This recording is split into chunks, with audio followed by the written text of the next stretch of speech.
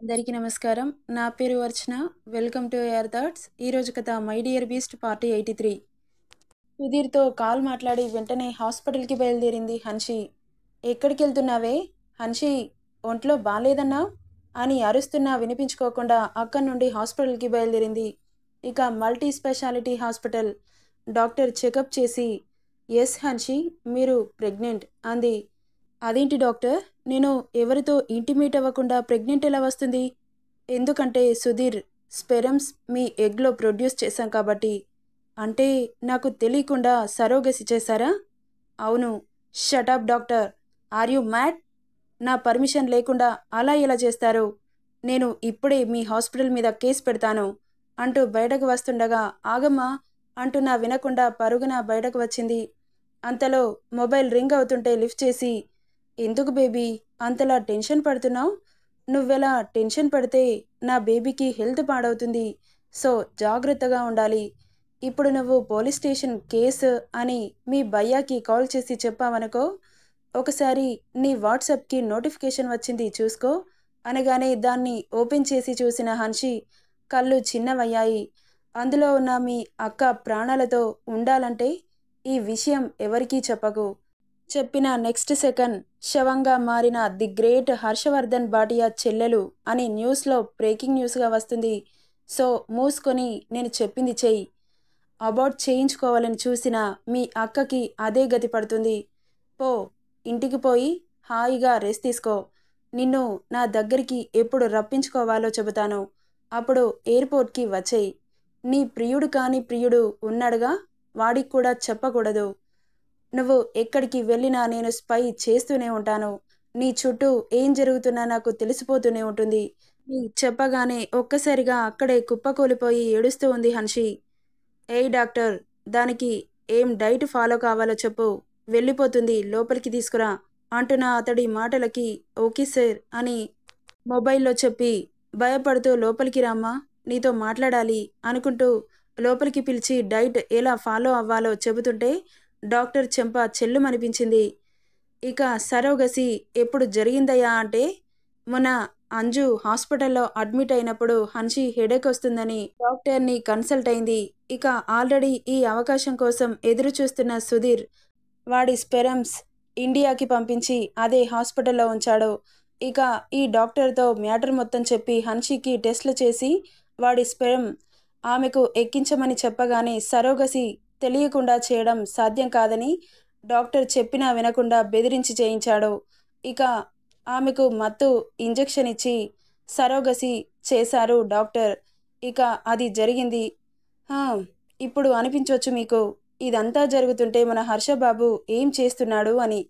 ఆయన లెక్కలు ఆయనకుంటాయి. హీరోబాబుకి ఆ కాస్త బుర్రుండదా చెప్పండి? ఇక ఈ సరోగసి నేను చెబితే థ్రిల్ ఉండదు కానీ వాడి నోటితోనే చెప్పిస్తాను. ఇక డాక్టర్ని ఒక్కటి పీకి అక్కడి నుండి కారులో ఇంటికి బయలుదేరింది హన్షి. ఇదంతా ఎందుకు చేయిస్తున్నాడు అన్న ఆలోచన రాగానే వెంటనే వాడికి కాల్ చేసింది. అసలు ఇదంతా ఎందుకు చేస్తున్నావురా? నీ బాధేంటి? నీకేం కావాలి? నీ భయ్యా పతనం, దానితో పాటు నీ వెనక ఉన్న ఆస్తి, అందరికంటే ఎక్కువ ఆస్తి మీ ఇంట్లో నీ పేరు మీదే ఉంది. మొన్న రీసెర్చ్ చేస్తే తెలిసింది పాప. అందుకే నా కూతురు మీద ఉన్న ఆస్తిని కూడా మీ బాబీ పేరు మీదకి షిఫ్ట్ చేయించాడు మీ భయ్యా. అందుకే నాకు కూతురు అవసరం లేదు, నీతో పాటు కొడుకుని కన్నాననుకో, ఆ ఆస్తి మొత్తం మనకే వస్తుంది. ఎక్స్ట్రా నువ్వు కూడా నాతో పాటు వస్తావు. ఇది ఆఫర్ అన్నమాట. ఒక్క దెబ్బకి 2 పిట్టలన్నమాట. ఎలా ఉంది నా ప్లాన్ అంటున్న వాడి మాటలకి, రేయ్ నువ్వు కనబడితే నిలువునా నిన్ను చీరేస్తాన్రా. బ్లాక్మెయిల్ చేసి ఒక ఆడదాన్ని ఇబ్బంది పెట్టడానికి సిగ్గుగా అనిపించట్లేదు? అవి నాకుంటే కదా సిగ్గుపడడానికి. అలాంటి ఫీలింగ్స్ ఏం నాకు లేవు కానీ ఎక్కువ స్ట్రెస్ తీసుకోకుండా హ్యాపీగా రెస్ట్ తీసుకో అని కాల్ కట్ చేశాడు. ఇక విరక్తిగా సీట్కి వెనక్కి వాలి కళ్ళు మూసుకుంది. కాస్త ఓపిక పట్టండి, అన్ని లెక్కలు తేలుతాయి. వినాశకాలే విపరీత బుద్ధి అంటారుగా, అందుకే వాడికి మూడినట్లుంది. ఇక్కడ అంజు చెయ్యి పట్టుకోబోతుండగా వాడి చెయ్యి అంజలిని తాకముందుకే గాల్లో ఎగిరింది, చెయ్యితో పాటు బాడీ కూడా. అసలేం జరిగింది అని వెనక్కి తిరిగి చూసిన వాళ్ళందరికీ ఆకలితో ఉన్న సింహం ఎలా ఉంటుందో అలా కనిపించాడు బీస్ట్ బాబు. అతన్ని చూడగానే అదిరిపడి వెనకడుగు వేస్తుండగా ఒక్కొక్కడి కాళ్ళు చేతులు ఫట్ ఫట్ మని విరగ్గొట్టి పోలీసులకి అప్పగించి లైఫ్ లాంగ్ బయటకు రాకుండా చేశాడు. ఇక అప్పుడు అంజుని చూశాడు. భయంతో వణికిపోతూ ఉంది. ఆమెను షార్పుగా ఓ చూపు చూసి చెయ్యి పట్టి కాల్లో కుదేశాడు. ఎవ్వరు రమ్మనగానే వాళ్ళతో వెళ్ళడానికి కాస్తైనా బ్రెయిన్ వాడవా ఇడియట్? వాడి ముక్కు మొహం తెలియకుండా వాడితో వెళ్ళడమేనా? మరీ ఇంత ఇన్నోసెంట్గా ఎలా పుట్టావే? ఛా అని స్టీరింగ్ మీద గట్టిగా ఒక కిక్కిచ్చాడు. సారీ హబ్బీ అంది భయపడుతూ. ఎర్రగా మారిన కళ్ళతో చూశాడు. ఇక సౌండ్ మ్యూట్ చేసుకొని కూర్చుంది. ఇక మూడ్ స్పాయిల్ అవడంతో రూమ్కి తీసుకెళ్లాడు హర్ష. అంత కోపం చూస్తుంటే బాధేస్తోంది ఆమెకి. అస్సలు మాట్లాడట్లేదు. వర్క్ చేసుకుంటున్నాడు సీరియస్గా. అంజుతో ఒక్క మాట కూడా మాట్లాడలేదు. ఇక రాత్రి 9 అవుతుంది. రూమ్లో వర్క్లో ఉన్న హర్ష దగ్గరికి వెళ్ళింది అంజు. మెరూన్ కలర్ శారీలో సింపుల్గా రెడీ అయ్యి అతని ముందు నిలబడింది. పిలుద్దామంటే భయంగా ఉంది. ఇక ల్యాప్టాప్లో వర్క్ చేస్తున్న హర్ష ఎదురుగా ఉన్న అంజుని తలెత్తి చూశాడు. పాలలో కడిగిన ముత్యంలా మెరుస్తున్న ఆమెని చూసి ల్యాపీ క్లోజ్ చేసి అక్కడి నుండి బాల్కనీలోకి వెళ్ళాడు. అతని వెనకాలే అంజు కూడా వెళ్ళింది. రైలింగ్కి ఆనుకొని ఏటో చూస్తున్న హర్ష పక్కన నిల్చొని అతడి చెయ్యి పట్టుకుంది. విదిలించుకొని అక్కడి నుండి లోపలికి వెళ్తుంటే చాలా బాధేసింది ఆమెకి. ఇక పరుగున వెళ్ళి వెనక నుండి హత్తుకొని సారీ హబ్బీ, రియల్లీ సారీ అని కన్నీళ్లతో చెబుతుంటే ఆమె కన్నీళ్లు అతడి వీపుని తడిపిస్తున్నాయి. చెయ్యి పట్టి ఆమెను ముందుకు తెచ్చుకున్నాడు. నీళ్లు నిండిన కళ్ళను చూసి కన్నీళ్లు తుడిచి కళ్ళపై ముద్దు పెట్టాడు. ఇలా ఉంటే బ్రతకలేం వైఫీ. ఒక్క 5 మినిట్స్ నేను లేకపోతేనే నిన్ను నువ్వు రక్షించుకోలేకపోయావు. అలాంటిది నేను లేకపోతే నీ పరిస్థితి ఏంటి? తలుచుకుంటుంటే భయంగా ఉంది అంటున్న హర్ష మాటలు విచిత్రంగా అనిపిస్తుంటే కళ్ళు చిన్నవి చేసి మీరు నన్ను వదిలి ఎక్కడికి వెళ్తారు హబ్బీ అనింది అయోమయంగా. అది కాదు వైఫీ, లైఫ్ ఎప్పుడు మనం అనుకున్నట్లుగానే ఉండదుగా. ఏ క్షణంలో ఏం జరుగుతుందో ఎవరికి తెలుసు అంటున్న హర్ష నోటిపై చేయి పెట్టి అలా మాట్లాడొద్దు ప్లీజ్, నేను తట్టుకోలేను అని కన్నీళ్లు పెట్టుకుంది. అంజు ఆమె కన్నీటిని పెదవులతో తుడిచి డోంట్ క్రై వైఫీ, అర్థం చేసుకో. నేను ఉన్నా లేకపోయినా బ్రేవ్గా ఉండాలి అని చెబుతున్నా. ఎందుకంటే కొంచెం ఆదమరిస్తే మనల్ని మార్కెట్లో అమ్మేస్తారు. అలాంటి రోజుల్లో ఉన్నాం.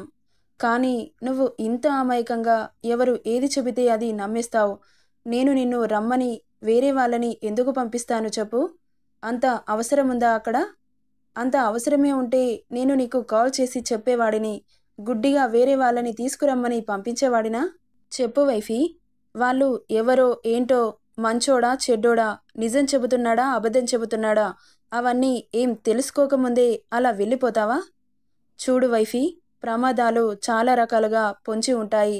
వాటిని దాటుకొని కరెక్ట్ టైంకి మన స్మార్ట్నెస్ని వాడి వాళ్ళకి చుక్కలు చుక్కలు చూపించాలి. అర్థమైందా? ఇంకోసారి ఇది రిపీట్ అయితే మాత్రం అస్సలు ఊరుకోను వైఫీ. పద డిన్నర్ చేద్దాం అని ఇద్దరు డైనింగ్ ఏరియాకి వచ్చి కూర్చున్నారు.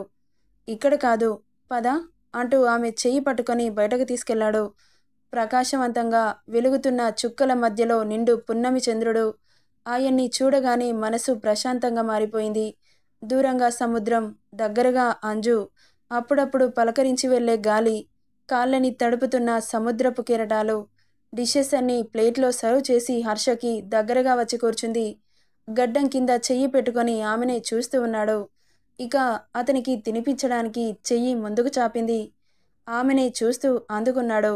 వైఫీ, నువ్వేంటే నాకు పిచ్చిగా మారిపోయావు? ఎంత కోపం ఉన్నా నీ ఫేస్ చూడగానే పరారవుతుంది. ఏం చేస్తే నీ పిచ్చి తగ్గుతుందో చెప్పు అన్నాడు. తగ్గడం ఎందుకు? ఇప్పుడు బానే ఉందిగా. ఉంది కానీ నా కోపాన్ని మనస్ఫూర్తిగా నీ మీద తీర్చుకోలేకపోతున్నానే. సరే, కోపంలో ఏం చేయాలనిపిస్తుంది అనింది ఇన్నోసెంట్గా. చెబితేనైనా మీ కోపం పోతుందేమో అనింది. ఏంటంటే నువ్వు చేసిన పనికి ఒక 1 వీక్ వరకు మాట్లాడకూడదు అనిపిస్తుంది. అంటే ఇక్కడికి వచ్చింది మీరు అలిగి కూర్చోవడానికా? సరే, ఇలాంటిదేదైనా ఉంటే ఇంటికెళ్ళాక పెట్టుకోండి. ఇక్కడ మాత్రం మీరు నేను ప్రేమ అంతే అనింది. అబ్బో, మాటలు బాగానే చెబుతావు కదే, బ్రెయిన్ ఎందుకు వాడవు అంటున్న హర్ష మాటలకి మూతి బిగించింది. సర్లే, కోపం మాత్రం బాగా వస్తుంది. సిచ్యువేషన్కి తగ్గ పర్ఫార్మెన్స్ ఉండదు కానీ ఆ దేవుడు అసలు నీ బుర్రలో గుజ్జు పెట్టలేదేంటి అన్నాడు నవ్వుతూ. అతని మాటలకి ప్లేట్ పక్కన పెట్టి అలిగి అక్కడి నుండి వెళ్ళిపోయింది. దీనికి అలగడం కూడా వచ్చా? అలిగితే ఎంత ముద్దొస్తున్నావే, దీన్ని ఇలాగే కాసేపు ఆడుకుందాం అనుకుంటూ వెనకే వెళ్ళాడు. చెప్పు వైఫీ, నువ్వు ఒక్కదానివే ఇలా ఉంటావా? మీ ఇంట్లో అందరూ ఇలాగే ఉంటారా? అందరికీ పెద్దగా బుర్రలున్నట్లు అనిపించట్లేదే. వాళ్ళకేమో కానీ నీకు మాత్రం ఆ పార్ట్ని నీ బాడీలో పెట్టడం మర్చిపోయినట్లున్నాడేమో అని నా డౌట్ అంటున్న హర్షని కొట్టేలాగా చూస్తూ తల తిప్పేసుకుంది. నవ్వుకున్నాడు. ఓయ్ వైఫీ, మాట్లాడవే, ఇలా మౌనంగా ఉంటే ఎలా చెప్పు? మౌనం అంగీకారం తెలుసా? నేను చెబుతున్నవన్నీ నిజమే అనుకుంటాను మరి అన్నాడు. మీరు చెప్పేది నిజమే కదా హబ్బీ, ఇంకా అనుకోవడం దేనికి? నాకు బ్రెయిన్ లేదు అంతే అనింది ఏటో చూస్తూ. ఆమె చేయి పట్టి మీదకి లాక్కొని, బ్రెయిన్ అందరికీ ఉంటుంది వైఫీ, ఎప్పుడు ఎక్కడ ఎలా వాడాలో తెలిసినవాడే తెలివైనవాడు. నా వైఫీ తెలివి తక్కువది కాదు అని నా నమ్మకం. మీ నమ్మకాన్ని ఎప్పుడు నేను వమ్ము చేస్తున్నాను కదా. నా మీద మరీ అంత నమ్మకం పెట్టుకోకండి. పెట్టుకుంటాను, ఖచ్చితంగా పెట్టుకుంటాను. కాకపోతే నా మీద ఉన్న ప్రేమ ఆ స్మార్ట్నెస్ని కప్పేస్తుంది. ప్రేమని స్మార్ట్ని రెండింటినీ బ్యాలెన్స్ చేయి వైఫీ. ఇంకోసారి ఇలాంటి తప్పు జరగదు. పద, నువ్వు తినలేదు. నాకు ఆకలిగా లేదు హబ్బీ. అచ్చా, ఉపవాసం చేస్తున్నావా ఏంటి? ఇలాంటివేవైనా ఉంటే ఇంటికెళ్ళాక పెట్టుకో వైఫీ, అప్పుడు నిన్నేమీ అనను. ఇక్కడ మాత్రం నాకు ఫుల్ మీల్స్ కావాలి అనగానే త్వరగా రియాక్ట్ అయ్యి, అంటే ఇంటికి వెళ్ళాక వద్దా? స్నాక్స్తో కడుపు నింపుకుంటారా అనింది ఇన్నోసెంట్ ఫేస్ పెట్టి. అబ్బో, చాలా త్వరగా అర్థం చేసుకున్నావే. ఏం కుదరదు, స్నాక్స్ విత్ ఫుల్ మీల్స్ కావాలి. Day and night, every time, every second. నేను ఎప్పుడు అడిగితే అప్పుడు కాదనకుండా ఇచ్చేయాలి. ఎందుకంటే నాలోని ఎనర్జీ బూస్టర్ నువ్వు. డ్రగ్ లాగా మొత్తం ఎక్కేసావుగా. ఒక్కరోజు ఇవ్వకపోయినా బాడీ అల్లాడిపోతుందే అంటున్న అతని మాటలకి నోటిపై చేయి పెట్టి, ఛీ సిగ్గులేదు మీకు అని బుగ్గలు మందారాలు చేసుకుంది.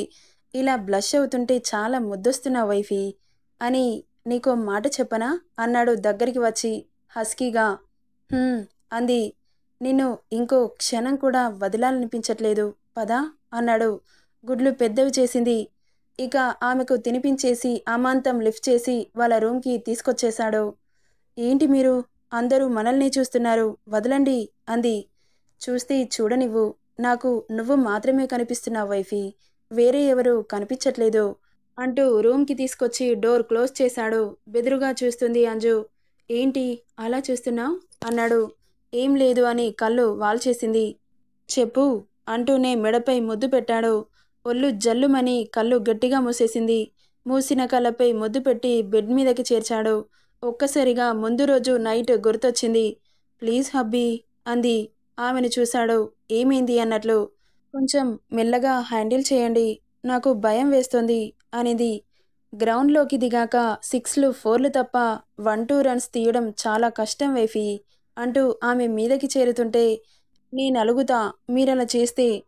ఆ అలకని నేను తీరుస్తా కదా. నేనేడుస్తా, నేను ఓదారుస్తా, నేను బాధపడతా, నేను కవ్విస్తా అంటూ ఆమె 2 పాదాలని ఒడిలోకి చేర్చుకున్నాడు. ఏం చేస్తున్నారు మీరు? నా కాళ్ళు పట్టుకోకూడదు, వదలండి అంటూ గింజుకుంటూ ఉంది. నెక్స్ట్ ఏం జరుగుతుందో నెక్స్ట్ పార్ట్లో చూద్దాం. ఈ స్టోరీ ఎలా ఉందో కామెంట్ చేయండి friends. Thank you for listening.